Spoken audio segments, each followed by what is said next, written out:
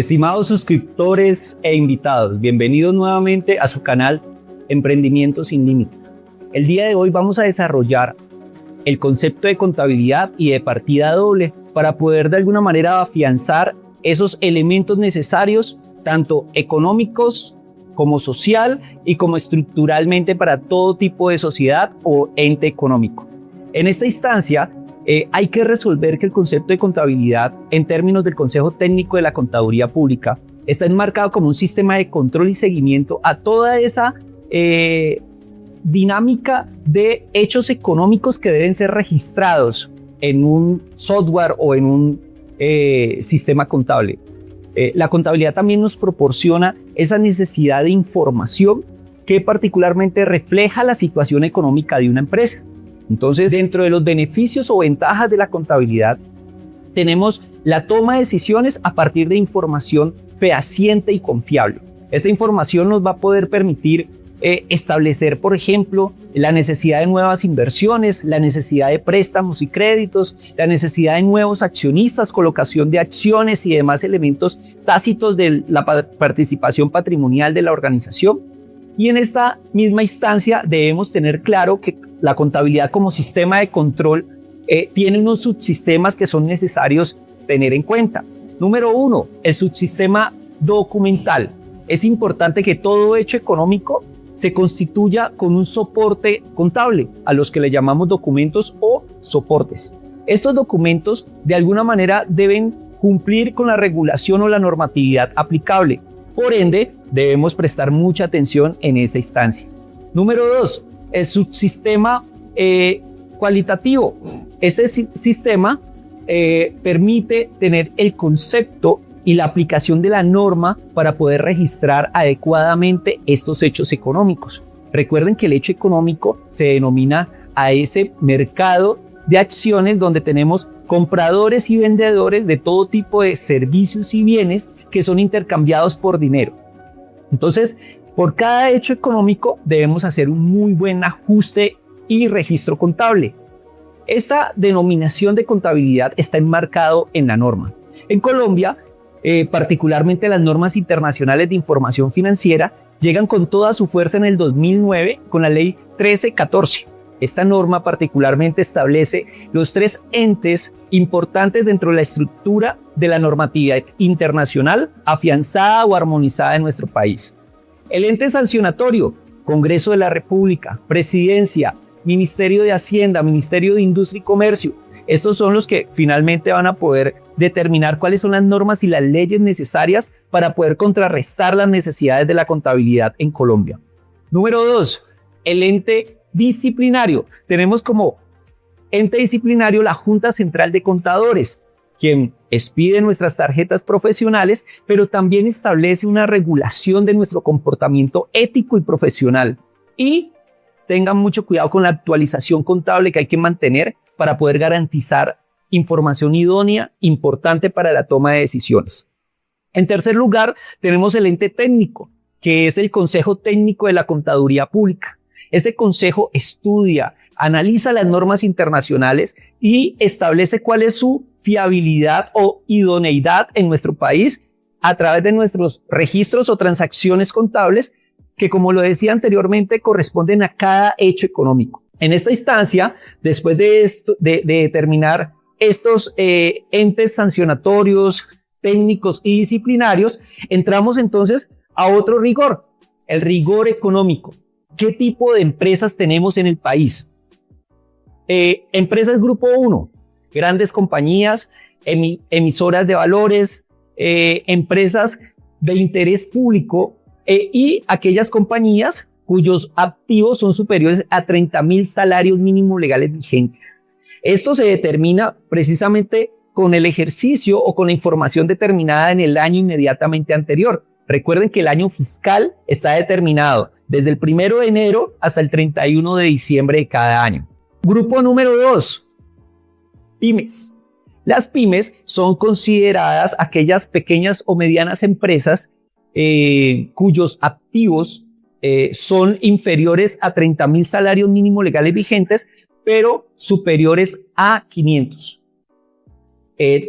Tienen una tasa de colaboradores o de empleados entre 11 y 200, y adicionalmente son el gran número de empresas que empujan e impulsan la sostenibilidad en nuestro país. En tercera instancia tenemos el grupo número 3, que son los que están conformados por microempresas y aquellas personas naturales responsables de IVA que notoriamente comprenden unos activos inferiores a 500 salarios mínimos legales vigentes y una población de empleados inferior o igual a 10. Bueno, estas dos connotaciones estructuran de alguna manera la condición de la contabilidad. Pero ¿qué más decía Luca Pacioli acerca de la contabilidad?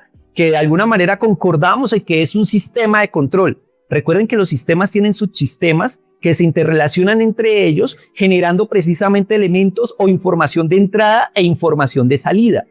La contabilidad, además de ayudarme a controlar y medir, establece unas condiciones tácitas de bienestar social.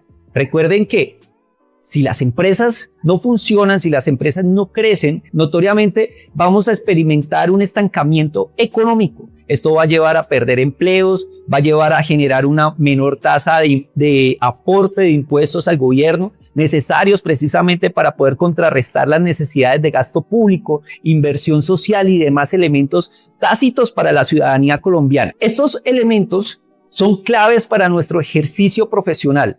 Como contadores o como administradores o como cualquier otro profesional que esté interesado en impulsar un negocio va a necesitar contabilidad. Y es totalmente importante que cada uno de nosotros sepamos a qué se refiere y por qué es tan interesante poder conocer un poco ese nido o esa fuente de información para la toma de decisiones. Luca Pacioli, italiano, contador, economista, matemático, realmente generó el concepto clave de la contabilidad y es la partida doble. Muchas veces nos vemos enfrascados en cuál es la contrapartida de una partida. Bueno, pero entonces establezcamos qué es una partida. Una partida es un rubro o elemento que es presentado en los estados financieros cuyas cualidades o características se pueden determinar como un activo, que son las fuentes de inversión y de la dinámica de ingreso de una organización o ente económico, un pasivo, que son precisamente las exigibilidades de pago que debemos tener como compañía cuando es necesario apalancarnos financieramente o quizás las cuantías adeudadas a nuestros colaboradores fiscalizadores del país, municipales y departamentales. El patrimonio, que es particularmente esa parte residual entre el activo y el pasivo. Los ingresos, que son la dinámica de las ventas, la generación de valor de la compañía y el desarrollo de su objeto social.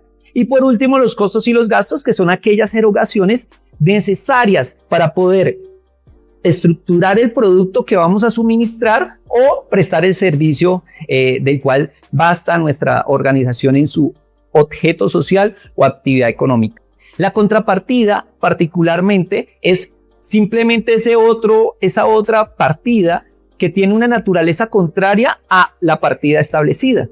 En este caso, entonces, la partida doble es el efecto que tenemos cuando una empresa compra un bien y ese bien entra a un activo porque aumenta por el débito, por el debe, y tiene que generar una erogación, una salida de dinero desde su mismo activo. O sea que cambia una propiedad, planta y equipo, que es un activo fijo que va a servir para su desarrollo económico, por una cuantía que va a salir de su banco o va a disminuir el activo. Entonces miren que la contrapartida de una partida puede ser de igual elemento representativo, pero su naturaleza va a ser diferente. Entonces la contrapartida es ese elemento fundamental de la partida doble, que sencillamente es la partida contraria, con naturaleza contraria de la partida que hemos establecido y hemos reconocido dentro del hecho económico.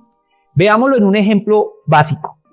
Si compramos un activo o una propiedad, planta y equipo, ese elemento que va a ser una fuente de recursos para la compañía, una fuente de generación de valor en el futuro, realmente va a necesitar un recurso adicional para poder obtenerse. Entonces, mientras que el activo aumenta por el debe, pues voy a tener una partida también de activo que va a disminuir por el debe. Aquí viene nuestro primer aprendizaje. Todo elemento o toda partida de los estados financieros que aumenten por el debe o que aumenten por el haber van a tener su naturaleza contraria al otro lado. ¿Esto qué quiere decir? Que para adquirir ese activo, esa propiedad, planta de equipo que va a aumentar el activo por el debe, pues va a necesitar que disminuya esa misma partida de activo por el haber. No va a ser la misma partida de propiedad, planta y equipo, pero va a ser una partida de banco o va a ser una partida de efectivo equivalente de efectivo. Tengamos en cuenta que los elementos que adquirimos como fuentes de recursos también se van a poder adquirir a través de financiación. Entonces voy a poder tener un aumento del activo por el debe y voy a tener un aumento en el haber del pasivo, porque el pasivo aumenta por el haber. En esta instancia, entonces, reconozcamos las partidas que existen para presentarse en los estados financieros y cuál es su naturaleza. Mientras que el activo aumenta por el debe y disminuye por el haber, el pasivo aumenta por el haber y disminuye por el debe. El patrimonio tiene la misma característica del pasivo y es que aumenta por el haber y disminuye por el debe. Los ingresos aumentan por el haber y disminuyen por el debe. Y los costos y los gastos aumentan por el debe y disminuyen por el haber. Tengan en cuenta, sencillamente la contrapartida de una partida es un elemento por el que yo estoy negociando o estoy transmitiendo el valor o estoy haciendo posible que el hecho económico se desarrolle, ya sea con erogaciones o salidas de dinero, la adquisición de préstamos o cualquier tipo de apalancamiento y otros movimientos contables que se pueden dar en el hecho económico. La partida doble me ayuda a asegurar que todo lo que estoy fomentando en el registro contable quede muy bien fundamentado, presentado y revelado dentro de los estados financieros. Esperamos haber contribuido un poco en el conocimiento contable y social de las organizaciones y entes económicos. Los invitamos entonces a que se suscriban en nuestras redes sociales. Por favor, denle a la campanita para que les llegue la notificación y particularmente nos sigan y nos hagan los comentarios pertinentes para poder seguir en este proceso de mejoramiento. Muchísimas gracias.